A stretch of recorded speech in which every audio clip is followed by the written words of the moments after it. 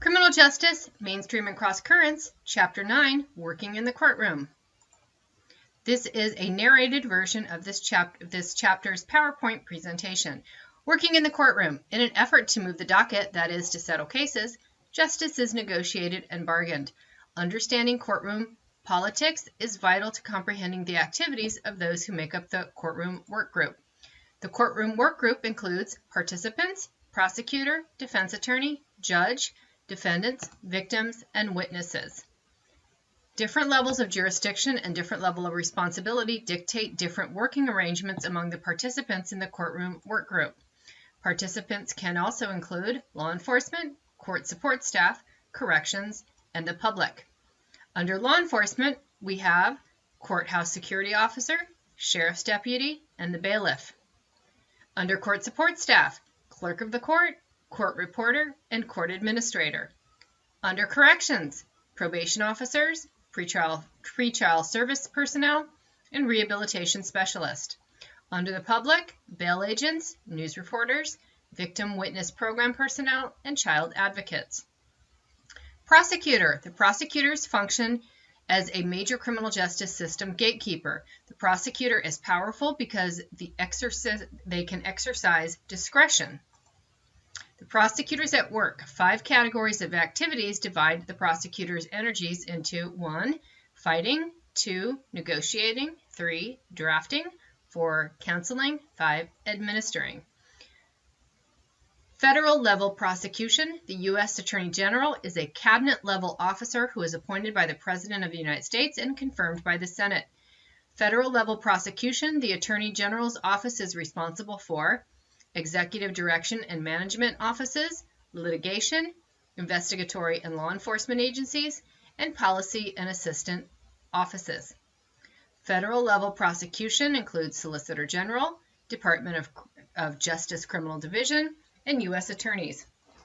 The federal level prosecution, the Solicitor General, argues on behalf of the federal government in Supreme Court proceedings, coordinates all of the appeals of cases that went against the federal government in the lower courts.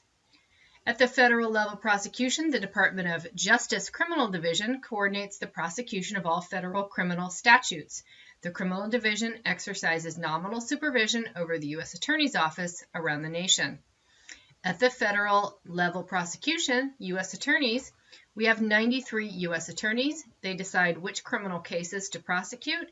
They defend the U.S. in civil cases and represent the U.S. in the collection of debts owed to the federal government. At the state level prosecution, you have state attorney general, chief prosecutor, and local prosecutors.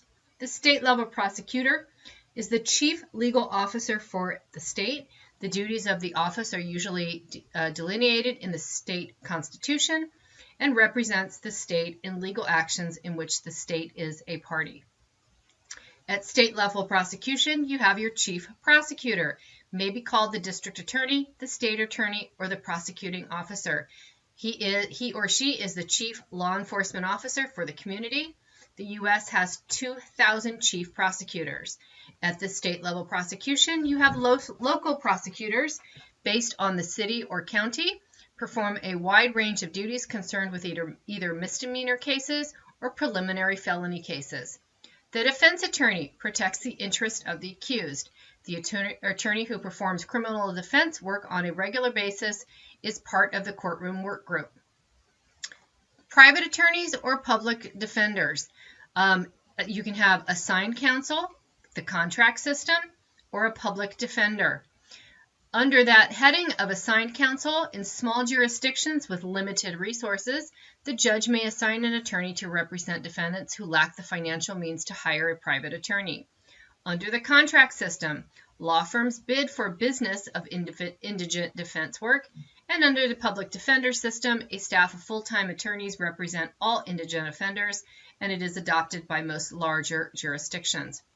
The judge, his duties include signing search warrants, informs defendants of charges, appoints counsel, sets bails, and takes pleas. They rule on motions, participate in plea bargains, and preside at trials and pass sentences.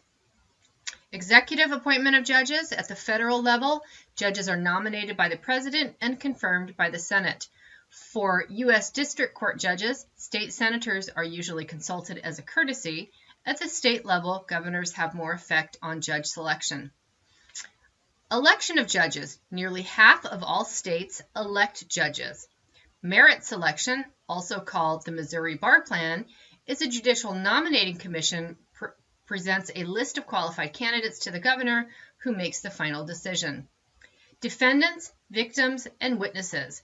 Defendants, victims, and witnesses bring varying degrees of experience to the court. Victim witness programs include crisis intervention, follow-up counseling, personal advocacy, employer and landlord intervention, property return, and intimidation protection. Victim witness programs also do referrals, court orientation, court transportation and escort, and public education and legislative advocacy. Pretrial release decisions can include cash bond, property bond, release on recognizance, and bail agent. Figure 9.1, taken from your textbook, shows the percentage of felony defendants released before and detained until case disposition in the 75 largest U.S. counties by offense type in 2006. Questions we might ask from this chapter: name some of the participants in the courtroom work group. What does the prosecutor do? And what does the defense attorney do? This concludes this narrated PowerPoint presentation.